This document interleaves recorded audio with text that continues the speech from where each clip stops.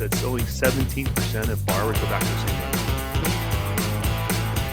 What's called the berry button, the red button that I hit. Hey, remember that? Right? And, oh yeah, I love. Hey everybody, welcome back to another episode of Laugh, Lend, and Eat the podcast. And today we are delighted to have none other than Marvin Colon from Orlando, Florida, join us for a lively discussion. Marvin, how are you doing, brother? How you doing, Phoebe? Nice to be here. I'm already losing my throat, man. I'm so nervous talking to you, Marvin. You don't understand how nervous you make me. Come on, please.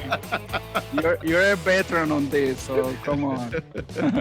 I noticed my throat getting a little shaky just seeing my screen, brother. You're like larger than life in my world. Oh my goodness. I met you obviously a few months ago, Marvin, down in Tampa, Florida. We were down there with the summit, and you were the one asking me questions. So I love turning the tables on people and asking my own questions, right? Because now it's your turn in the hot seat. So are you okay with that? I'm fine. I'm 100% fine. How's life in Orlando, by the way? You were mentioning before we started, it's hot, huh?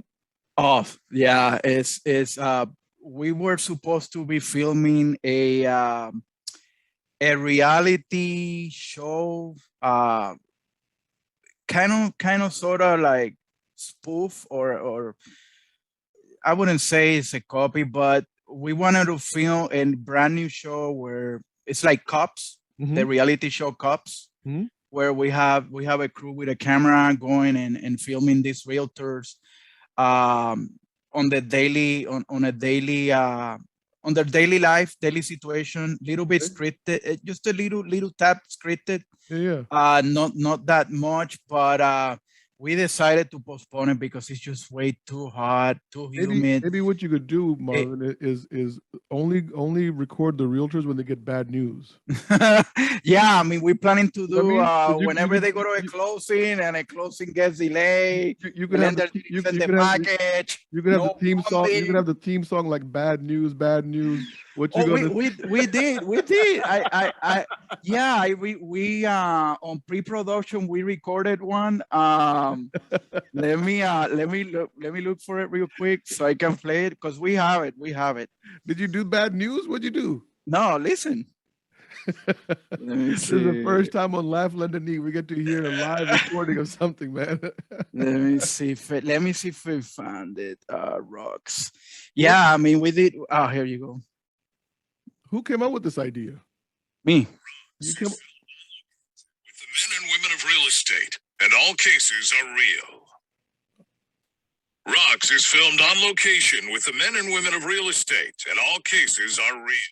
Dun, dun, da, da, da, There you go. Yeah, what I need to find is the proper theme song. Oh, hold on. I gotta find the proper theme song, and I already got the logo for the show. Nice. So it's gonna be pretty exciting. But we were supposed to be filming now, and it's just either it's raining, like it's super dark outside. Yeah. Raining dogs and cats, or it's super humid, super hot. So I said, you know what? Forget it. Let's do it over the fall, maybe winter. Yeah. When here is maybe 70s, 60s, 70s, and that's it.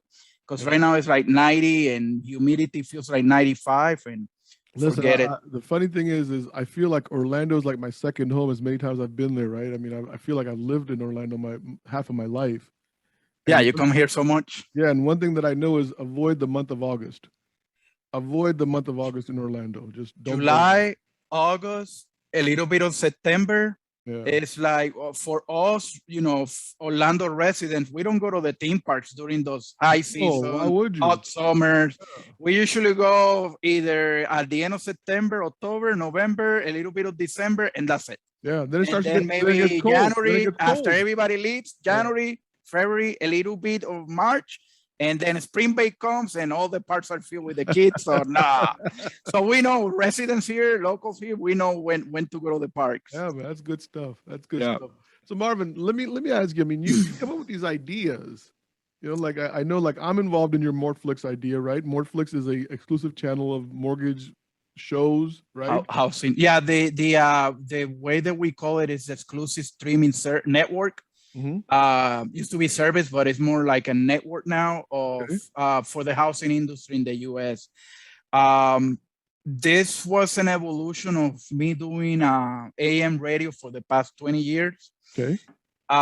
Few years ago, I would say 4 to 5 years ago, I noticed that radio call, at least the phone calls, because I own or co-own a brokerage, a mortgage brokerage here in Orlando. Okay.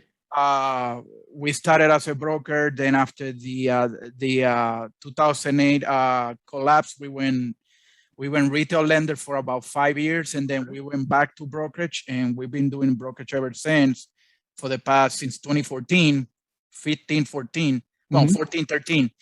And I was doing pretty much my 100% marketing was radio. I never dealt with realtors. I never dealt with cold calling or anything like that. 20 years ago, I took myself to a small ringy-dingy local AM Spanish radio station here in Orlando. And I was doing, I think, an hour on Saturday. It cost me like $150. I think it was per month. Yeah. I don't remember. I think it was so cheap. I think it was per month. I don't even know it was. Let me just stop you real quick here, because you bring up such a good point, and I just got to dive into this because a lot of our listeners don't understand what you just. I mean, the marketing tip you just gave right now. I just want to. That's why I'm going to stop you, okay? Because what you just talked about is going to a radio station, booking 1 hour a week, and doing a 1 hour show for your community members. I imagine the show was about mortgages and real estate. Well, right? So it happens in 1997, I got my real estate license. And around 2002, here in Florida, we were able to originate without a license through correspondent lenders. So we open a net branch for a correspondent lender. At those points, those were the hit. And I think we pay $500 and we started originating loans to a net branch loan originator, not licensed, because at that point you could do it. Oh yeah. And in 2008, I got my mortgage brokerage license, but I was originating since 2002 to now, pretty much until 2019 that I decided to diversify myself. I let my business partner run the mortgage brokerage. And I'm pretty much 95% concentrated on MortFlix. The other 5-10% I help her recruiting and maybe a payroll here and there. But when I started going back to when I started on radio, it was a ringy-dingy Saturday radio station. I think this was the most important decision that I made, was to not promote the name of the business, whatever mortgage, whatever realtor. Pretty much I was promoting my name. And the way that I did it is I got myself my name as a URL, as a website, marvincolon.com. And that's why pretty much I engrave on all these people for the past 20 years. marvincolon.com. When I was doing radio, I would look at the stats on my website, and I was averaging about 30,000 visits a year. Wow. Which is not that bad. I mean, some people might be hitting 100,000 a month. Sure. But for a ringy AM Spanish radio station, 30,000 visits a year. If you just do the numbers out of that, if you just do the numbers, if you get 5% of those turning into clients every year, I mean, and that's how. I mean, you can't really handle much more volume than that. And that's how I built my mortgage brokerage. We took the decision on around 2016 to start hiring more loan officers. Right now we are 17 licensed MLOs and about 7 support staff between processors, and so almost 30 people right now on the operation. She's planning to recruit more people, bring more people in. And this is excellent magnet. MortFlix is an excellent magnet as well for local, because I have the studio and people see and they want to come and do streaming on the studio for free. I don't charge anything for my MLOs, or let's say they bring a partner, a realtor partner, they get to use it for free. So it's an excellent magnet for for No, I new mean, hires listen, and stuff. you're creating opportunities for them to promote their names, to brand themselves, and then Mhm. obviously they're co-branding their realtor partners, so they're helping their realtor get their name out there in the community. I mean, that's a plus plus, and plus is not only a plus plus, it's a win-win for everybody because Yep. you're creating something like almost like a value that other lenders may not be able to offer their loan officers. Correct. So I mean, Yeah. that's a great way of thinking. I mean, it's thinking outside the box, and I think And that that's what I've been sometimes, doing. yeah, And sometimes that's the missing in our industry. Let's talk about that. I mean, everyone wants to just follow the same pattern over and over again. You know what I mean? Like if this would work for XYZ mortgage company and they're doing $1 billion a year, then let's just copy that model. We don't need to reinvent anything. And I think it gets boring, right? Yeah, no, and you had to look outside the box. My idea to creating MortFlix was number one, there wasn't nothing based on my research. I obviously MortFlix is very niche. It's a niche for the for just the housing industry. Uh, Number two was to have a central point for housing instead of going on YouTube and get the algorithm. And it's nice. I mean, we have MortFlix on YouTube too. We have the channel is growing there, but I had an example for another big content provider that I spoke, I think was last week. And he told me that he has almost a 200,000 email list for loan officers. He sent an email with a YouTube video, and the next thing you know, the algorithm detected something, and they got an ad contradicting what he's saying on the video. Oh, wow.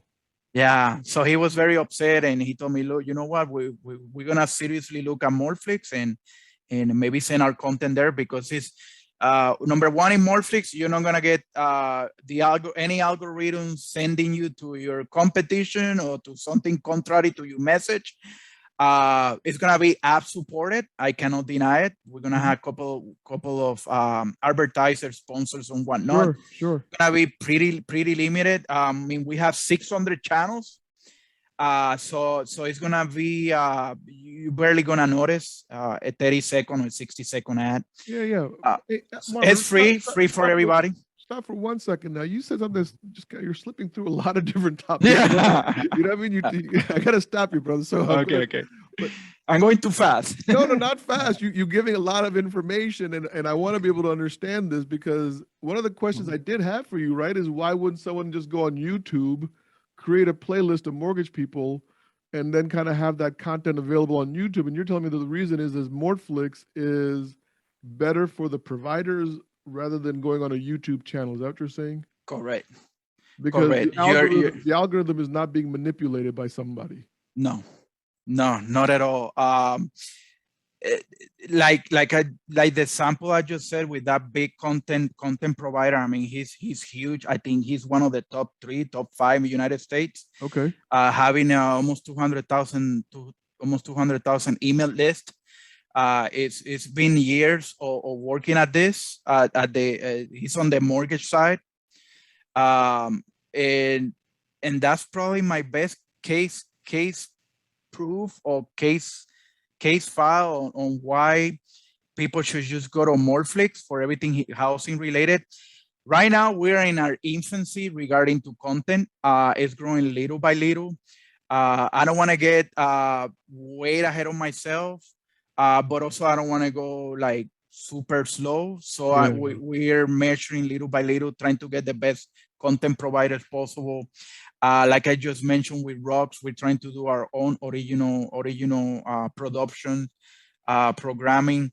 So I'm not saying I'm gonna beat YouTube because I mean that's the second biggest search engine in the planet. Yeah, I mean, but I mean, what I'm saying, MortFlix is not really a search engine. You're basically a specialized content provider.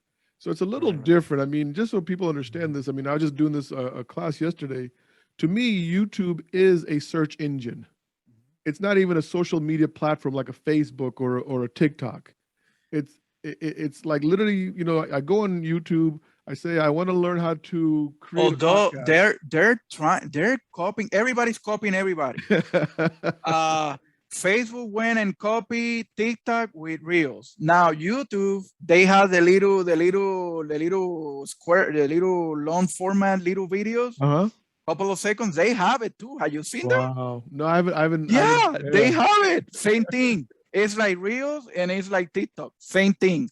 Yeah. So everybody's copying everybody. Everybody's trying to grab the eyeballs and everything. It's just Do at you- least for MortFlix, it's like you said, it's a specialized network streaming service. 17 apps, so it's either on audio, video, Roku, Apple TV, Amazon Fire, or Spotify, iHeartRadio. So we're niche, but we wanna go ahead and take over the housing industry content. So and my board is helping me a lot. So that's the evolution that we're going little by little. I think it's always gonna be free. Right now we're asking on just an email registration, so that way we right. get their emails and we send an updates or whatnot. So Um, how many, I mean, subscribers or email or how many, what is your general viewership at this point for MortFlix? I mean, you Right. guys have even been less than a year, I imagine. yeah, I started pretty much it opened up. Well, COVID did delay it a lot. We opened up at the end of 2019. So let's say 2020, beginning of 2020, we have all the network, all the apps working. Okay. Right now, we started catching emails about 2-3 months ago, fairly recent, because my board told me we gotta catch those emails. Right now, we have almost 400 subscribers Okay. to the channel or right. emails, and the viewership average about 4,000 unique viewers per month on all the apps, give it Yeah. or take. Yeah. So it's growing little by little. I'm assuming once we get more content and right now we're Deborah and me, we're gonna do a couple of things. One of them is opening a national a national marketing campaign through all the main social medias. Put a little bit of money on that. Right now, the growth has been organic. Sure. Me sharing stuff, LinkedIn, Instagram, Facebook, my board helping as well. Everything has been organic. We haven't put a penny on it. Wow. And I think that's going to change here in the next month or so, where we're going to do a national campaign and drive eyeballs to the network and grow it that way and get more subscribers and more. So more your viewership. board, I mean, I think Laura's on there, Laura Brandeo. She's Laura Brandeo. right? I She's have on there. Jason Frazier. Mhm. I have Mitch Peak. I Okay. have Brian Bukes from FinLocker. So us five, I think we take, that was the idea. We started in December, January, December, last December. And the idea is to take it to the next level. And Yeah. so It was far, actually, I think it was Laura who reached out to me and said, "Hey, will you please come on MortFlix with your podcast?" I had never heard of you guys, to be honest with you, right? I had no idea, but I was Yeah. like, if Laura's asking me to do something and she says say yes every day, then how can I say no to this lady? I know. Right? I know. I We gotta love, say yes. yeah, Laura is one of our biggest pillars in the company, and she's helping us grow a lot. Yeah. I think we're gonna create a private Facebook content provider, so you're gonna get invited to that. Nice. So that way we can share ideas, Perfect. talk about different topics. You just said you think I'm going to be invited. You may not invite me to that. No, thing. all content providers are getting invited. I mean, we got that on recording, but you just said, I think you're going to be invited. No. No, sorry, let me take that back. You're going to be invited. All right, man, let's talk about some mortgages because look, I know you try to downplay your mortgage experience a little bit, right? And you're like more, Yeah. but you've been in, Yeah, because the reason that I do this a while, right? I mean, you've done mortgages, you've written mortgages. I'm going to assume that you've serviced your Spanish speaking community mostly, right? Just like I did the Pakistani community when I was a active 100% loan officer, right? Yeah. So to me, I just wonder, like, how do you see, like, right now the Spanish community? I mean, look, in the 90s, we were always hearing, "Oh, this is the next community catch. Get on the board right now." Da da da. Mhm. Right? I think it's already like it's got to be what I mean. How huge is the Spanish-speaking population in America as far as housing is concerned? I think it's 60 million people now in the US. I follow NAREP, the National Association of Hispanic Real Estate Professional. I'm gonna go to their big convention in at the end of September. And I, based on their numbers, I mean, it's a growing population, keeps growing. Purchasing power, I think it's a trillion and a half combined. Yeah. So they have a purchasing power. They're getting more and more. They're moving. They're upgrading, moving from apartments to houses, townhomes, houses. So my group, we see a lot of people purchasing from other countries here. We see a good deal on the mortgage brokerage here, but I think the majority is Hispanic, Latino community, at least on our brokerage, because Orlando is so huge, Central Florida and Florida per se. Oh yeah, yeah. I mean, so they're growing and they keep purchasing homes. And the sad situation right now is that there is not enough inventory. But I mean, that's all over the country right now. So I mean, nobody's immune from that. Let me ask you something. With the Pakistani community that I used to be really entrenched in, right, for first-time home buyers, I've noticed that the second generation, third generation children that have been born in America, right, they're not as grounded to working with another Pakistani business person, right? So in other words, they can go on Google, go to bankrate.com or whatever, and find whoever's got the cheapest rate and go. I mean, so they're becoming the Main Street American home buyers now. Are you seeing that in the Spanish community as well? Yeah, we see it too. We see it too. I could tell you when I was originating, full originating, I still might do my loan here for a family member or what I call a VIP, whatever, friend or past client. It's funny because I stopped doing radio 5 years ago. And I still have people calling me on my cell phone all the time. So it's nuts. It's like, wow, they recorded my phone. Because a good thing about it is I never changed my phone. I got my number in the middle 1996, 97. Wow. And I never changed it. I changed a model. I changed a model. But you lead an honest life if you don't have to change your phone number. No, never did. Never did. And people have told me, I have you 10 years ago. I put your cell phone in, and so I still get those couple of calls and. But as far as the second generation, third generation Spanish speaking. Oh no, they go to the Rockets and they go to the Silos and they go to it's different. My clientele used to average in Orlando about 10 years living in Orlando. Right. It was mostly on their 40s to do a purchase or maybe a refinance. Right. Here I used to have do quite a few reverse mortgages for the 60 plus residents. So. But now with the other generation, second, third generation, it's just difficult to bring into an office. And do you feel that as a mortgage because that client that I used to work, they wanted to see me in my office. Right. They wanted to do a face-to-face. They didn't want to do websites. They didn't want to do emails. They wanted to see me face-to-face, bring their paperwork, and do the old-fashioned way.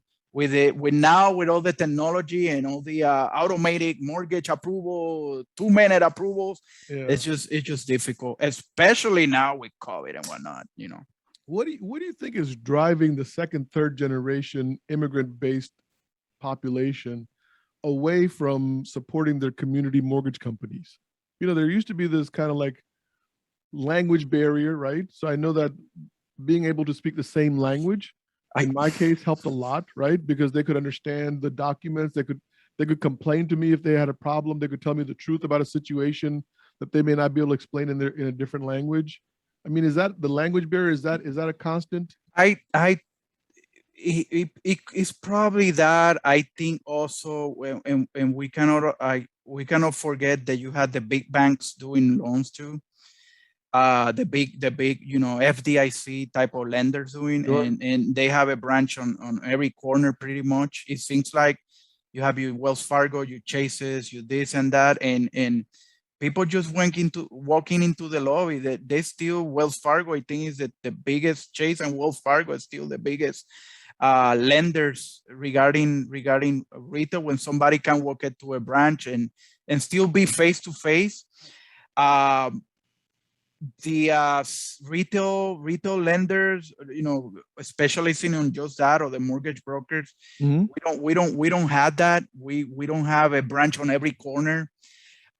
So it's a lot easier. And also these banks have implemented, open your checking account in 2 seconds and apply for a mortgage in 2 minutes. And Yeah. and you have all the you have the big retail like Rocket that apply for a mortgage and get a pre-approval in 2 seconds type of thing. So for us here in the local area, and we're still kicking butt, at least, retail mortgage brokers, we do a lot of lending. But I think it's easier for somebody to just walk into a branch and see face to face, or they can go to somebody that spends, a couple of $100 million a year marketing themselves. And I think it's that. I mean, you still have the people that wants to see face to face.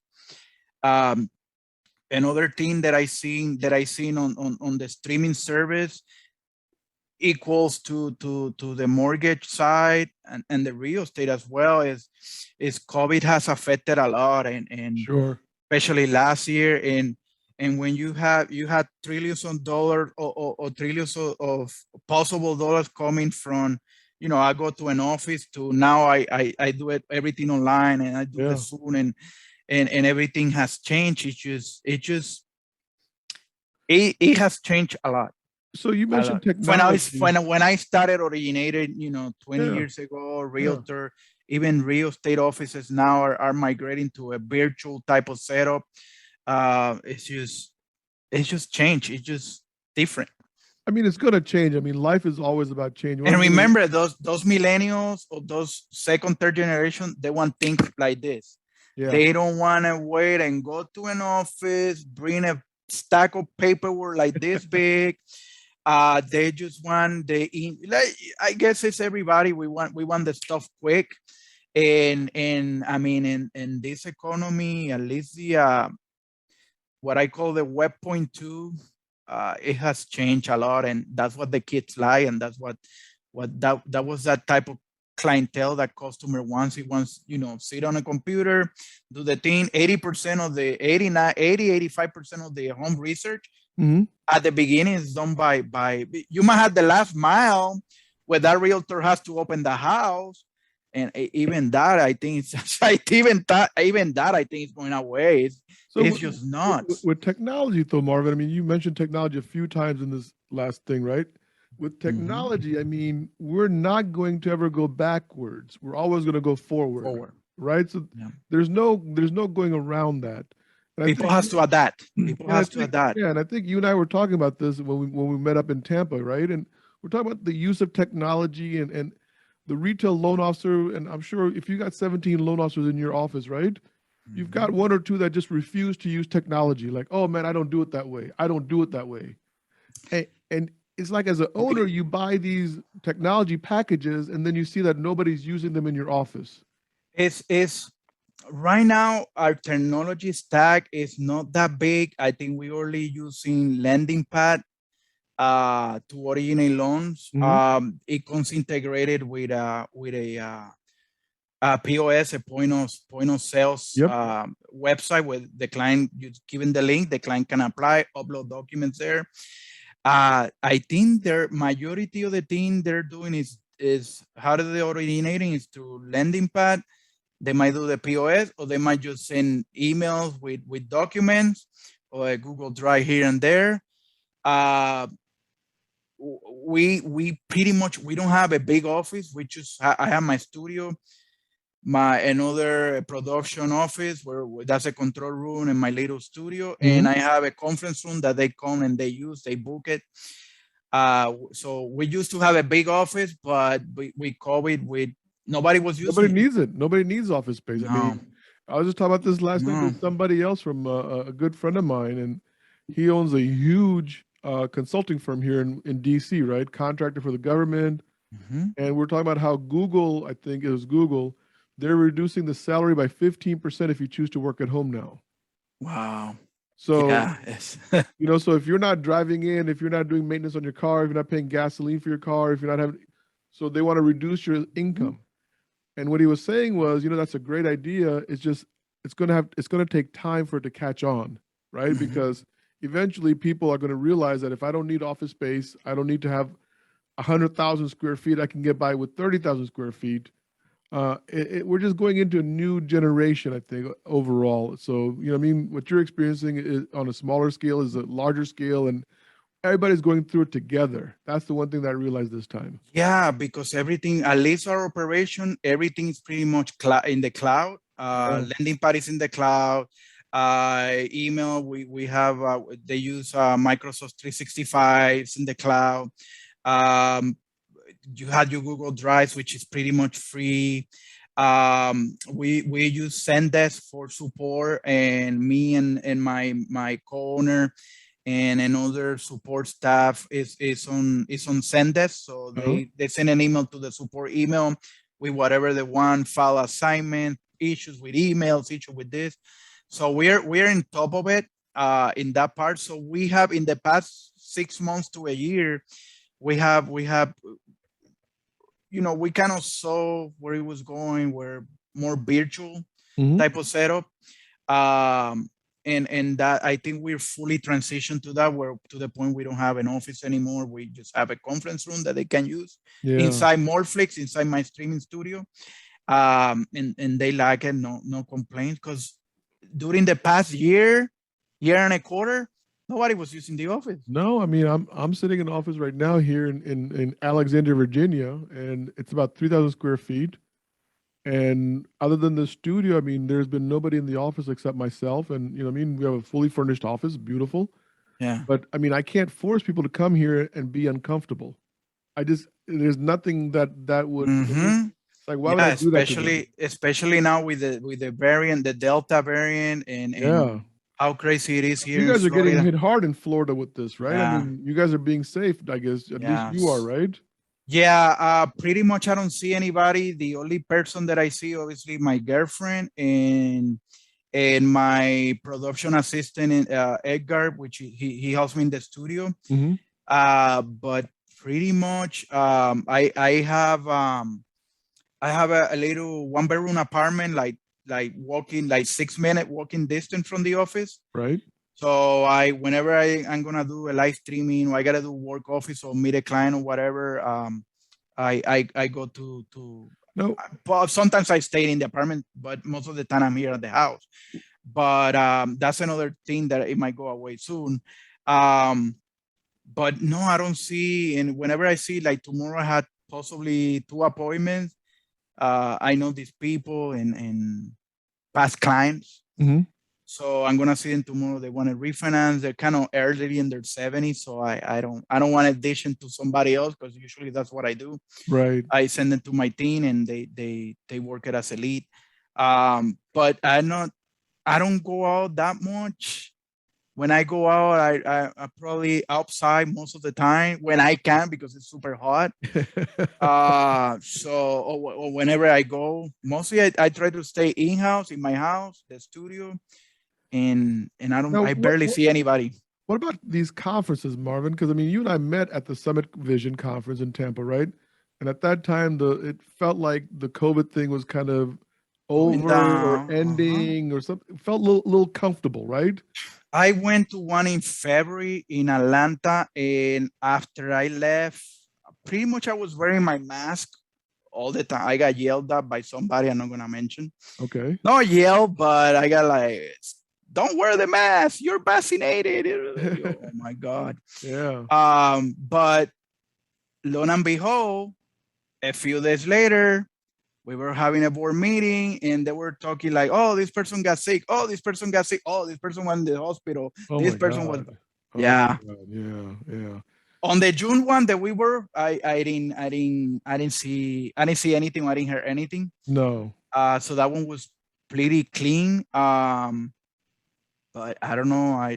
I'm invited to do. Oh, I'm gonna do a MortFlix news coverage on the Warfront narrative in at the end of September, October in San Diego. That's gonna be just coverage and camera and take visuals, maybe do a little microphone interview with a tripod, and that's it. Okay. Not setting a booth or anything. And then and the big one NAR on November in San Diego again. But we'll see what happens. They might be canceled. California.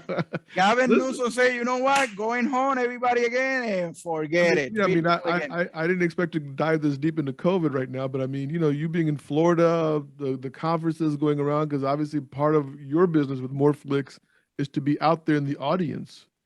You got the microphone. You're basically 24 inches away from people. I'm planning to do is I'm gonna wear my mask all the time, and I'm vaccinated. If I had to take a booster, I'll take a booster. I don't know. We'll see. Supposedly in September now, everybody can get a booster. Yeah, that's what they're saying. Yeah. Yeah. So I may do that, but it's up to whatever each person wants to do, and is their help. So I don't. Well, hopefully we'll get through this one way or the other, right?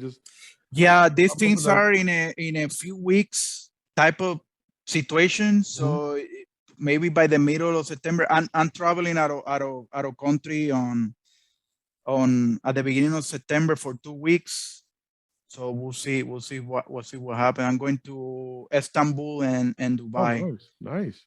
Yeah. Yeah. So we'll see. Never been. So I've never been to Istanbul, but Dubai I've been. But yeah, Istanbul I've been wanting to get to. But so listen, we're coming up to the end here, but I want to get your kind of like a prediction, Marvin, because I mean, look, once again, you are standing in a very unique situation, whether you realize it or not, because you get to talk to a lot of people, just like I do, right?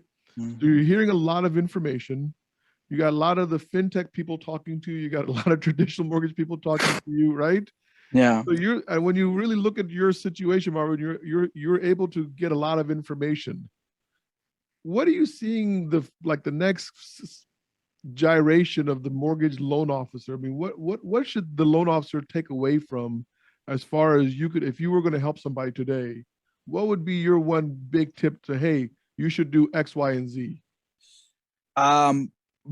Basing it on my experience, on what I did for 20 years, I mean, prospecting, trying to get as many leads as possible, marketing is, I think you have real estate, location. For loan officers, it should be marketing.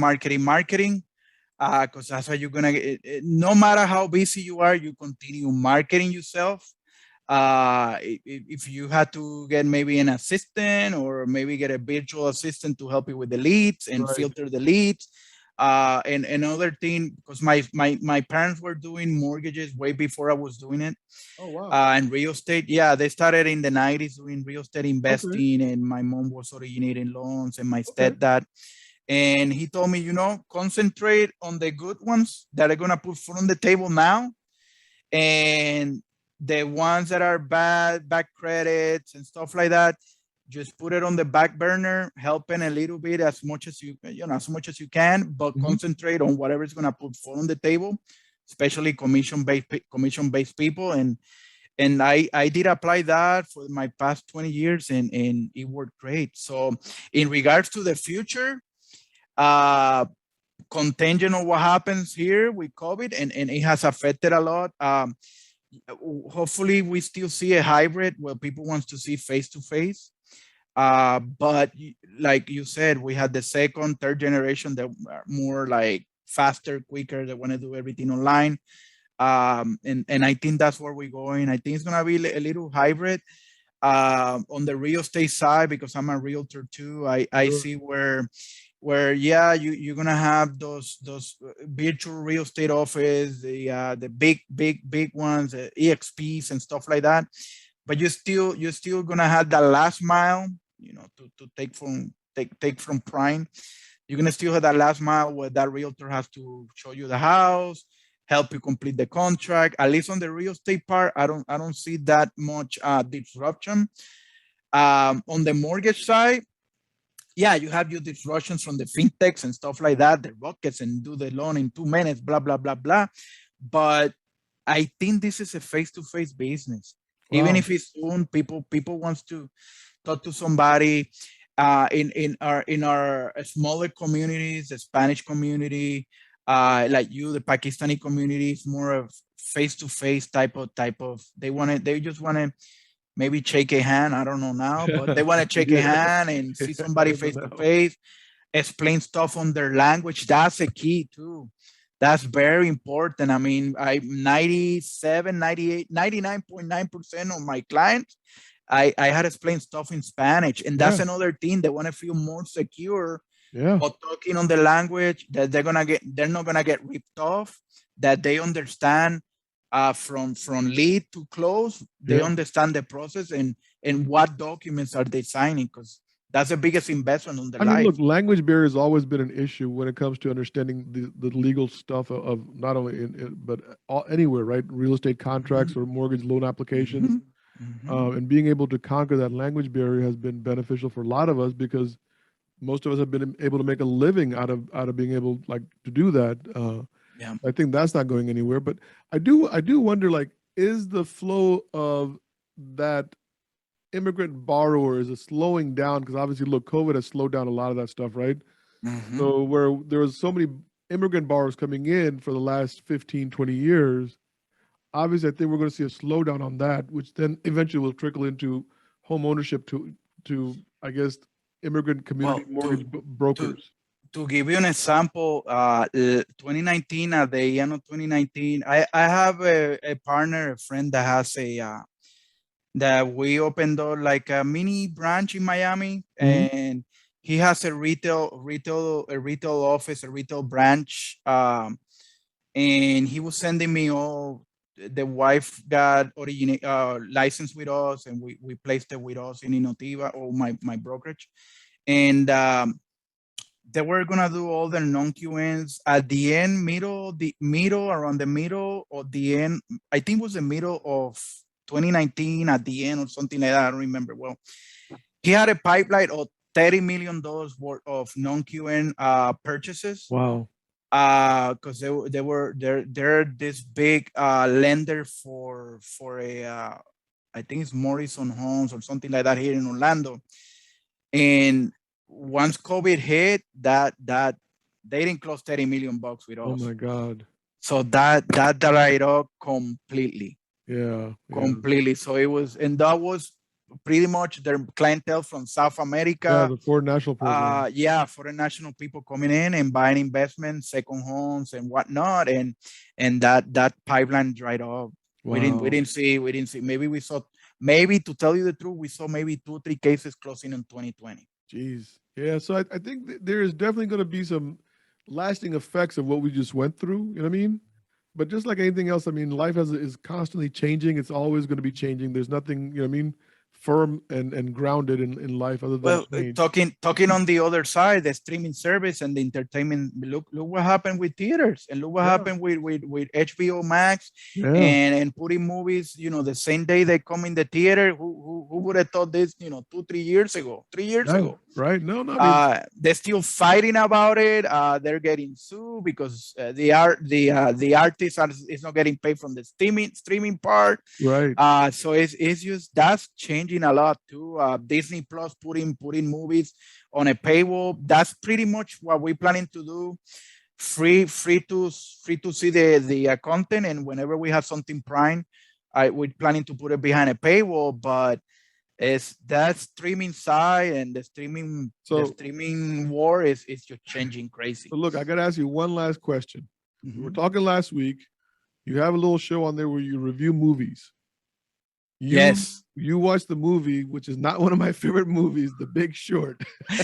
We were supposed to do that Friday, and we had a technical problem where we cannot stream it. Let me give you my review of The Big Short.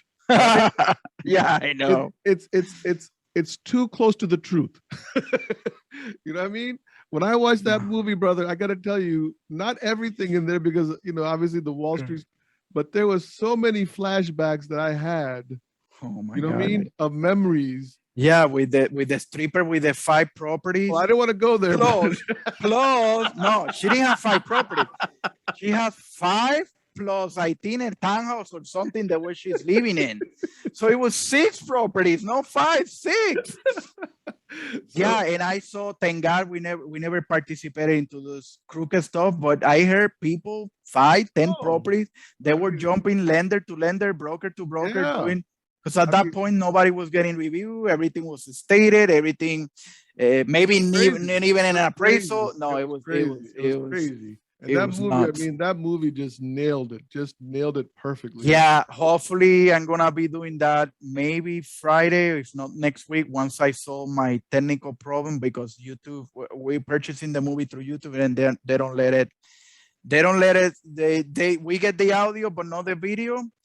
So we got a solution going where we can get the video audio now. Well, if you ever need anything like that, call me. I got a cousin in Pakistan. He can fix all your problems. Okay,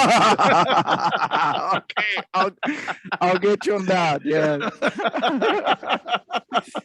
we find pretty much we had to do it like a screen capture or a camera capture. Right. And we have an Anton Mini that can do that. So yeah, so we should be okay. All right, look, boss, I'm going to let you go. Thank you for coming out here and spend the time. I know it was a few different time slots that we were finally able to get together on this. Yeah. I'm really, really excited about your MortFlix more than I ever have been. I know, I mean, the minute I saw that and Laura got me to do it, I said yes. But I really do think it's got some amazing legs underneath of it, man. And so we're looking forward to your success. Yeah, me and the board, we're gonna take it little by little. We're gonna take it to another level and implement sales and marketing and implement a national social media campaign so everybody's aware. We started our first campaign. They had the Florida Realtor conference here, the convention next week, and we're gonna do websites, banners. So we'll see how many subscribers we get, but we're gonna little by little we're gonna grow it. People can go to mortflix.com. There's the apps, or mortflixstreaming.com. They can see it's a landing page with all the apps. Or they can download it. I downloaded mine on. They can download it on any mobile device, iOS, Android, and put it on your cell phone. Excellent. I love that because I've watched it a few times on that. So.